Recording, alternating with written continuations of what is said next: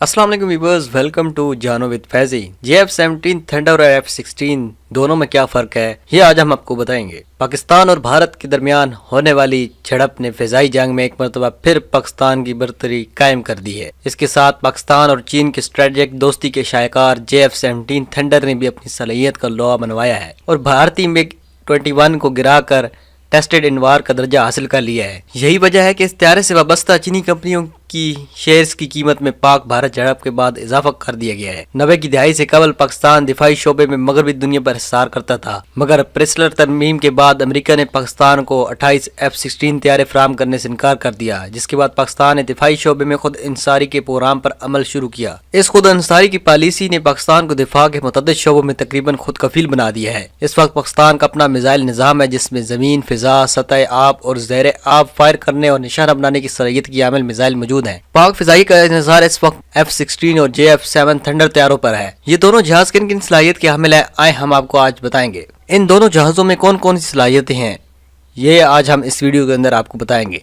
सबसे पहले F-16 falcon लड़ाका त्यारा। अमरीकी साख्ता F-16 फैल्कन लड़ाका त्यारे को मल्टी रोल कॉमेट हमा जैद जंगी त्यारे का दर्जा हासिल है। अमरीकी कंपनी की तैयार करदा F-16 फैल्कन की पहली परवाज 20 जनवरी 1974 को हुई, जिसके बाद इस त्यारे को एयरफोर्स में 17 अगस्त 1978 में शामिल कर लिया गया। F-16 फैल्कन त्यारे को अमरीकी अफवाज ने कोरिया और वियतनाम जंग में होने वाले तजर्बात की रोशनी में तैयार करने का फैसला किया, जिसमें त्यारे के वजन को कम करने और उसको मैनूवर करने की सलाहियत बढ़ाना शामिल था। पाकिस्तान ने 1983 में 45 F-16 त्यारे अपनी फिजाई बेड़े में शामिल किए। पाकिस्तान को दहशतगर्दी के खिलाफ जंग में सलाहियत बढ़ाने की जरूरत पड़ी तो अमेरिका ने F-16 त्यारों की फहरमी का सिलसिला शुरू किया और साल 2009 में पाक फिजाइये के बेड़े में मजीद 14 त्यारे और साल 2010 में एक बार फिर 14 त्यारे शामिल हुए। यूं पाक फिजाइये के ज़रिए इस्तेमाल F-16 त्यारों की तादाद 68 हो गई। F-16 फैल्कन त्यारे तैयार करने वाली कंपनी लॉकहीड मार्टिन के मुताबिक इस वक्त 3000 F-16 फैल्कन त्यारे दुनिया के 25 ममालिक की फिजाइयों के ज़रिए इस्तेमाल है, जबकि कंपनी 4500 से ज्यादा F-16 त्यारे बना चुकी है। इस त्यारे को जंगी त्यारों में कामयाब तरीन त्यारा कहा जा सकता है। इन त्यारों के नए मॉडल्स को जदीद बनाया गया है, जिसमें त्यारे के बुनियादी ढांचे और असले उठाने की सलाहियत में इजाफा किया गया है। कंपनी का कहना है कि F-16 फैल्कन त्यारे साल 2017 तक ऑपरेशनल रह सकते हैं। लॉकहीड मार्टिन इस वक्त F-16 फैल्कन का ब्लॉक 70-72 तैयार कर रही है, जबकि पाकिस्तान के पास F-16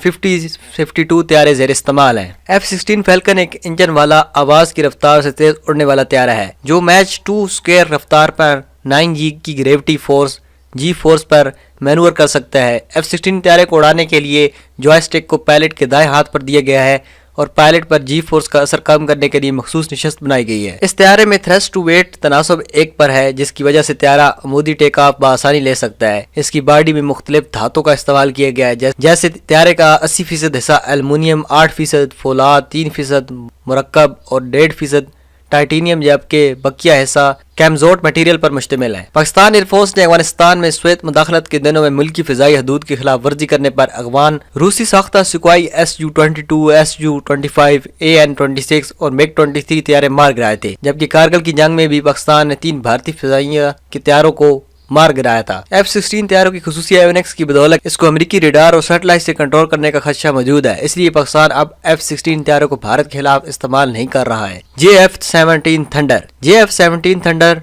लड़ाका त्यारा पाकिस्तान के दिफाई शोबे में खुद इंसारी और चीन के साथ दोस्ती की एक रोशन मिसाल है। JF-17 एक हमा जैद कम वजन 4th generation multi role aircraft है और इसको खुसूसी तौर पर पाकिस्तान एयरफोर्स की जरूरियात को मद्देनजर रखकर डिजाइन किया गया है। यह एयरफोर्स को F-16C त्यारों के मुसावी सलाहियत फराहम करता है। इसके अलावा त्यारे की तैयारी, अपग्रेडेशन और ओवरहाल की सहूलियात भी मुल्क के अंदर ही दस्तियाब है, जिसका मतलब ये हुआ कि किसी भी मुश्किल वक्त या जंग के जमाने में इन त्यारों के पुरजजात के लिए किसी और मुल्क पर इन्हिसार नहीं करना पड़ेगा। पाकिस्तान ने चीन के साथ त्यारों की मुश्तरका तैयारी पर मुफाहमत 1995 में की थी और इसका पहला आजमाइशी मॉडल 2003 में तैयार कर लिया गया था। पाकिस्तान एयरफोर्स ने साल 2010 में JF-17 थंडर को पहली मरतबा अपने बेड़े में शामिल किया था। इस मंसूबे पर दोनों मुल्कों की तकरीबन 50 करोड़ डॉलर खर्च हुई है। इसके मुकाबले में भारत ने Tejas light combat aircraft LCA का मंसूबा 1980 में शुरू किया, जिस पर $1 अरब से ज्यादा खर्च करने के बावजूद भारतीय फिजाइयों को इसका अपने बेड़े में शामिल करने से कतरा रही है। JF-17 थंडर का अगर तेजास से मुकाबला किया जाए तो हर शोबे में उसको बरतरी हासिल है। पाकिस्तान और चीन के दरमियान 1995 में लड़ाका त्यारों की मुश्तरका तैयारी के लिए मुफाहमत तय पाई थी। इस मंसूबे में एक त्यारे